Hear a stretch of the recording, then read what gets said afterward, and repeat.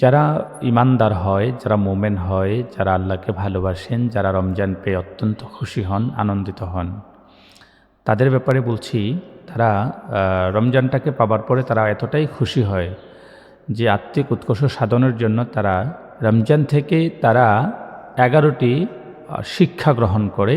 রোজা আল্লাহর জন্য, আল্লাহর প্রতি মোমেন হৃদয়ের ভীতি প্রদর্শন শেখায়। মোমেনকে ভীতি প্রদর্শন শেখায় রোজা। তাহলে আপনি রাখলেন রোজা, খাবার দাবার খেলেন না, বিবির কাছে গেলেন না, আপনি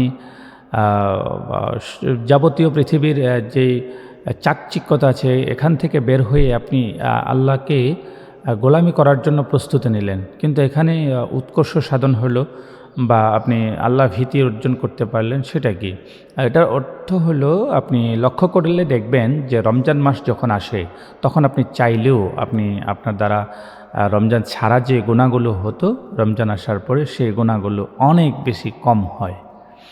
এর মানেই হচ্ছে আপনি আপনার রোজা আপনাকে উপকার দিচ্ছে, আপনি আল্লাহর উৎকর্ষ সাধনে আপনি নিজেকে নিয়োজিত করতে পেরেছেন। তো এই বিষয়টা ওদের গুরুত্ব দিতে হবে। লাআল্লাকুম তাত্তাকুন, আল্লাহ তাআলা নিজেই বলছেন অবশ্যই রমজান তোমাদেরকে খোদা ভীতি শেখায়, আল্লাহ ভীতি শেখায়, আল্লাহ প্রেম শেখায়।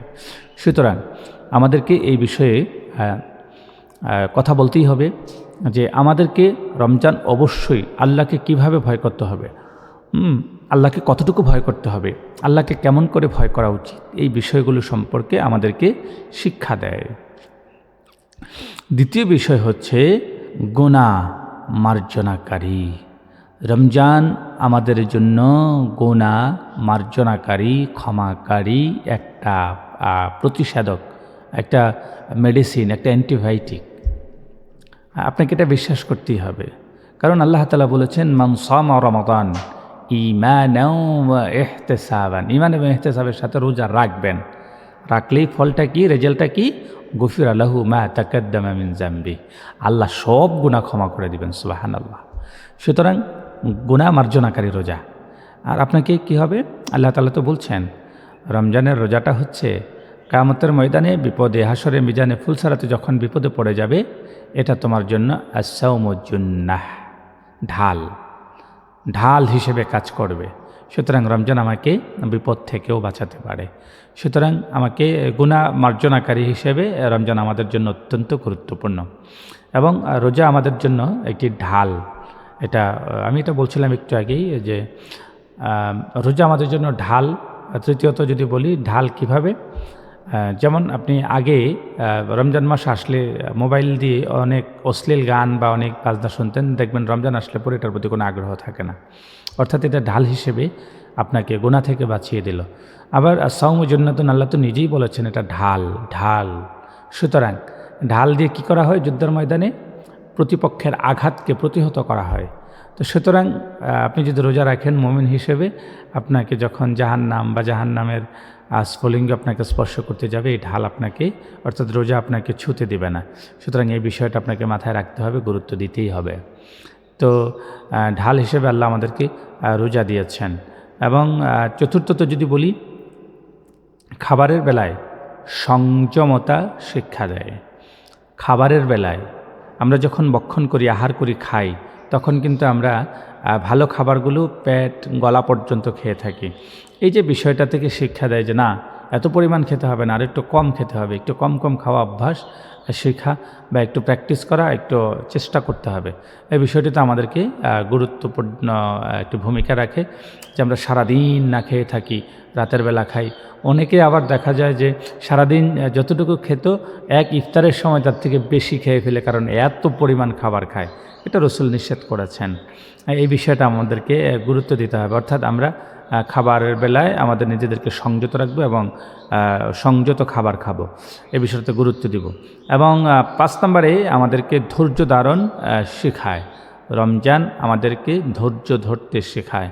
যখন বিকেলবেলা আমাদের পেটে এত পরিমাণে ক্ষুধা লেগে যায়, মনে হয় যে ইট পাথর সহ খেয়ে ফেলি, কিন্তু তখনও পর্যন্ত আমরা ধৈর্য ধারণ করে একমাত্র আল্লাহর দিকে তাকিয়ে থেকে, আল্লাহ তোমার খুশির জন্য রোজাটা রেখেছি, মালিক গো যদি রোজাটা শেষ পর্যন্ত রাখতে না পারি তাহলে তো তোমার দরবারে আটকা পড়ে যাব। এই জন্য আমরা কিন্তু অনেক বেশি সংযম হই, ধৈর্যশীল হই, আমরা কিন্তু অনেক আন্তরিক হই। এই বিষয়টা আমাদেরকে গুরুত্ব দিতে হবে, গুরুত্ব সহকারে দেখতে হবে। রমজান 6 নম্বরে যদি বলি, এটা হচ্ছে মুক্তির উপায়। এটা হচ্ছে মুক্তির উপায়। কারণ কিয়ামতের ময়দানে আল্লাহর হাবিব সাল্লাল্লাহু আলাইহি ওয়াসাল্লাম বলেন যে রমজানের জবান খুলে যাবে, রোজা মুখ খুলে আপনার পক্ষে আল্লাহর দরবারে আল্লাহর কাছে সাক্ষী দিবেন যে সে আমাকে রেখেছিল, সে আমাকে গ্রহণ করেছিল, সে আমার জন্য দিনের বেলায় খাবার খায় নাই এবং বিবির কাছে যায় নাই এবং যাবতীয় খারাপ কাজ সে বর্জন করেছে। সেই জন্য আল্লাহর কাছে সুপারিশ করবে, আল্লাহ তাকে মাফ করে দাও, আল্লাহ তাকে মাফ করে দিবেন। সুতরাং এটি অত্যন্ত গুরুত্বপূর্ণ বিষয়। এবং 7 নম্বরে হচ্ছে আদর্শ ঘটনে আদর্শিক হতে সহজ করে। অর্থাৎ আপনি যে ইসলামের আদর্শে আদর্শিত, এই আদর্শটা পালন করতে আপনাকে সহযোগিতা করে, আপনাকে ধর্ম পালনটা সহমর্মিতা সহানুভূতিপূর্ণ একটা অবস্থানে নিয়ে শেখায়। এবং আপনি যদি লক্ষ্য করেন, চরিত্র গঠনের হাতিয়ার হতে পারে রোজা, চরিত্র গঠনের হাতিয়ার। রমজানে রোজা রাখার পরে আল্লাহ তাআলা অসংখ্য বেরোজগার এবং গুনাহগারকে হেদায়েত প্রাপ্ত করেন, তারা হেদায়েত প্রাপ্ত হয় এবং তারা হেদায়েত পেয়ে আল্লাহর কাছে অনেক বেশি পরিমাণে খুশি হয়ে যান। হ্যাঁ, সুতরাং এই বিষয়টা অত্যন্ত গুরুত্বপূর্ণ।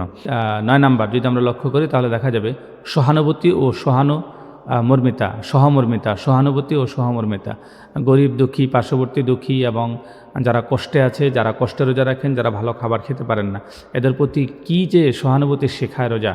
হ্যাঁ, আমাদের এই রমজান বা রোজাগুলো আমাদেরকে এত পরিমাণ সহানুভূতিশীল, সহমর্মিতাপূর্ণ আমাদেরকে বানায় যে আমরা এগুলোতে আমরা অনেক বেশি পরিমাণ মানুষকে দিতে, দান করতে এবং মানুষকে খাওয়াতে খুব বেশি পছন্দ করি।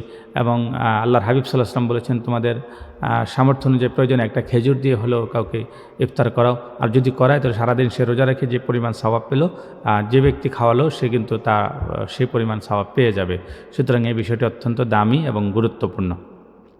এবং 10 নম্বরে যদি লক্ষ্য করি তাহলে আমরা দেখতে পাবো যে প্রবৃত্তিকে নিয়ন্ত্রণ করে, আমাদের যে শারীরিক যে কুরিপুগুলো আছে, খারাপ রিপুগুলো আছে, এগুলোকে নিয়ন্ত্রণ করে।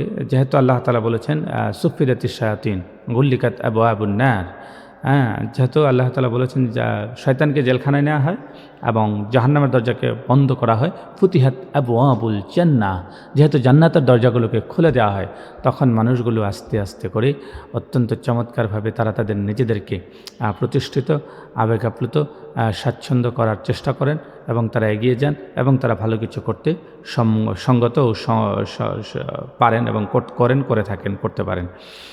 বাক সংযম শিক্ষা দেয়, বাক সংযম শিক্ষা দেয়। এবং মুখের ভাষা, মুখের কথা, অতিরিক্ত কথা বলা, বাজে কথা বলা, খারাপ কথা বলা, খারাপ সাক্ষী হওয়া, এই যাবতীয় বিষয়ে আমাদেরকে শেখায়। সুতরাং আমাদেরকে এই বিষয়টি অত্যন্ত ভাবনার বিষয় এবং গুরুত্বপূর্ণ বিষয় যে আল্লাহর হাবিব সাল্লাল্লাহু আলাইহি ওয়াসাল্লাম বলেছেন, রোজা রাখা অবস্থায় কেউ যদি তোমার উপর আক্রমণ করতে আসে বা আক্রান্ত করতে আসে, বলবা যে আনা সায়েম, আমি কিন্তু রোজাদার, আমার সাথে ঝগড়া করতে এসো না, আমার সাথে কথা বলতে এসো না, আমি রোজা রেখেছি আল্লাহর খুশির জন্য। সুতরাং আমি আল্লাহর খুশির জন্যই এখন তোমার সাথে ঝগড়াও করব না, কথাও বলবো না, তোমার সাথে বাক বিতণ্ডায় লিপ্ত হব না। সুতরাং এই বিষয়টি অত্যন্ত দামি, অত্যন্ত গুরুত্বপূর্ণ। এই 11টি বিষয় আমি যদি আত্মিক উৎকর্ষ সাধনে যদি মেনে চলি রোজা উপলক্ষে, অবশ্যই আল্লাহ তাআলা আমাকে এখান থেকে বিনিময় দেবেন।